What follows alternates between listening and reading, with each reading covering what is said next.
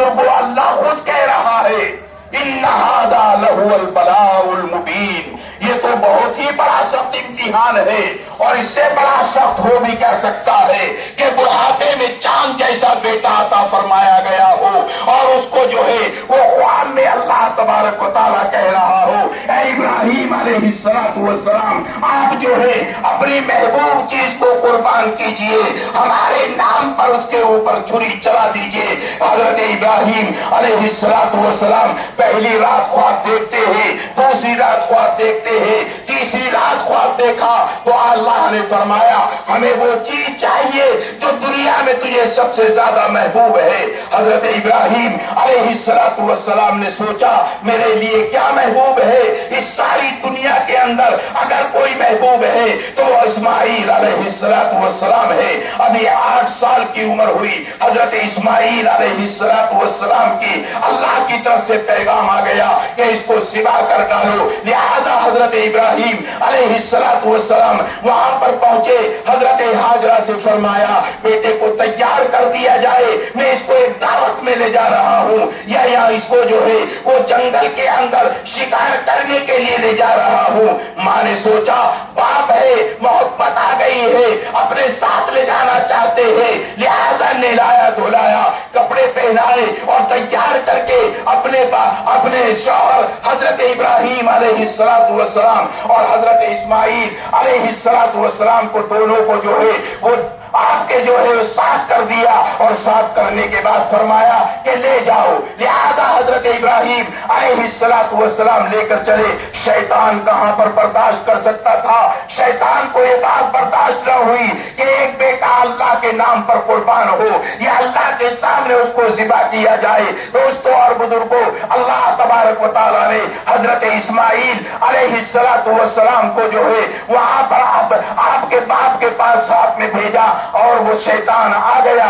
اس نے پہلے تو حضرت ہاجرہ کو بہکانا چاہا، اس نے کہا کہ تمہیں پتا بھی ہے کہ تمہارا جو ہے وہ شوہر تمہارے بیٹے کو کہاں پر لے جا رہے ہیں؟ انہوں نے کہا مجھے پتا نہیں، وہ تو ایک دعوت میں لے گئے ہیں۔ فرمایا دعوت میں نہیں، وہ جو ہے وہ اس کو ذبح کرنے کے لیے لے جا رہے ہیں، لہذا ذبح کیوں کیا جا رہا ہے؟ حضرت ہاجرہ نے فرمایا کہ کس کے حکم سے؟ کہ اللہ کا حکم ہے۔ کہ پھر اللہ کا حکم ہے تو کوئی بات نہیں، اور آپ رونے بیٹھ گئی، اور آپ نے فرمایا کاش مجھے بتا دیا ہوتا، میری ساتھ چلتی، اپنے بیٹے کے پیر پکڑ کر کے بیٹھ جاتی، جب آپ چھری چلاتے لہذا میں آپ کو جو ہے وہ آپ کا ساتھ دیتی۔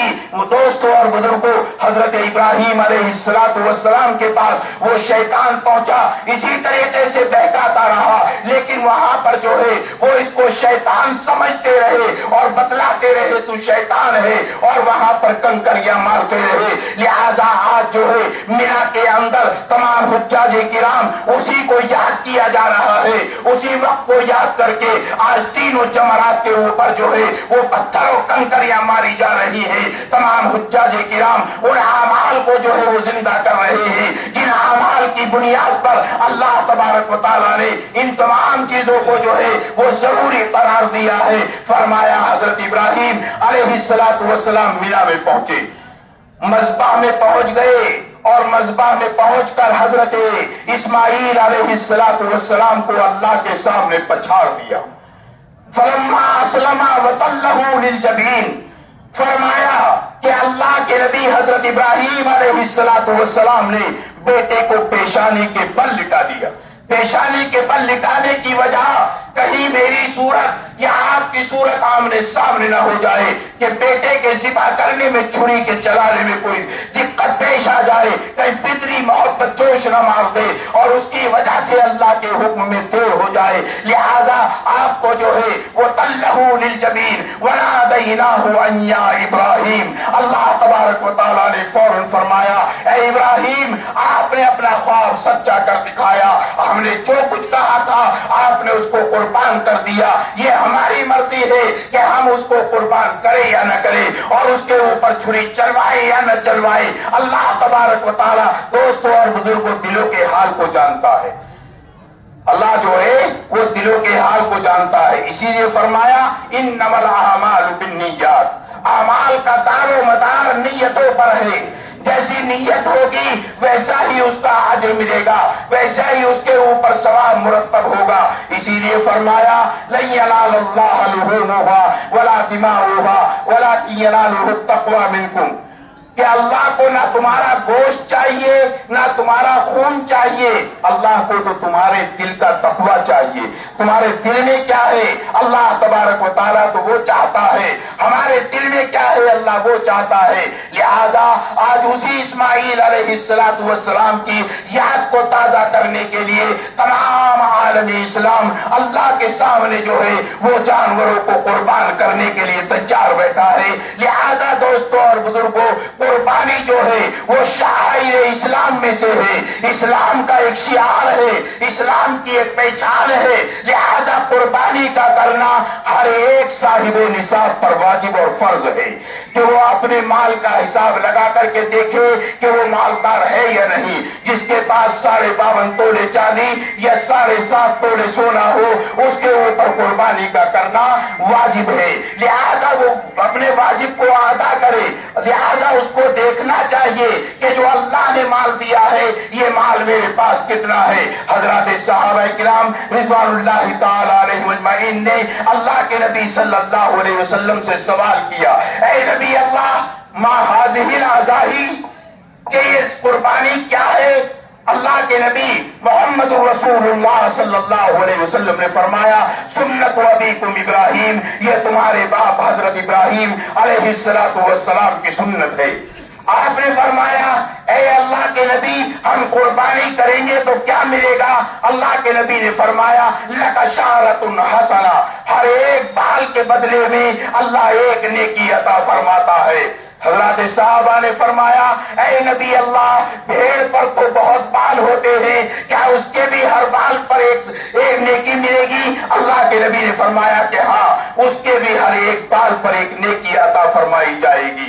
دوستوں اور بزرگوں، اور پھر فرمایا کہ قربانی کے جانور کا خون ذبح ہونے کے بعد زمین پر گرنے سے پہلے اللہ کے یہاں مقبول اور جو ہے وہ مقبول ہو جاتا ہے۔ لہذا ہر ایک کو چاہیے کہ وہ قربانی کرے۔ یہ اتنا محترم بشان وقت ہے دوستوں اور بزرگوں، اللہ کے نبی نے فرمایا کہ 10، 11، 12 ذی الحجہ یہ 3 دن قربانی کے ہیں، سب سے افضل 10 ذی الحجہ کو ہے۔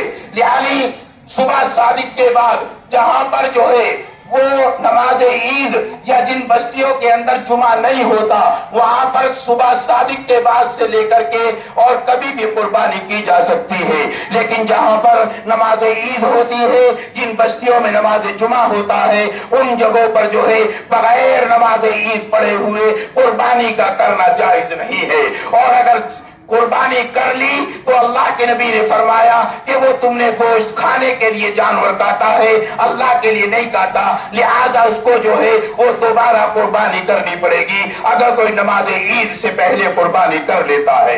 لہذا اللہ کے نبی صلی اللہ علیہ وسلم نے فرمایا کہ یہ جو ہے یہ قربانی ہے، اس کو کرو گے اللہ ثواب عطا فرمائے گا۔ لہذا قربانی ہر ایک کو کرنی چاہیے۔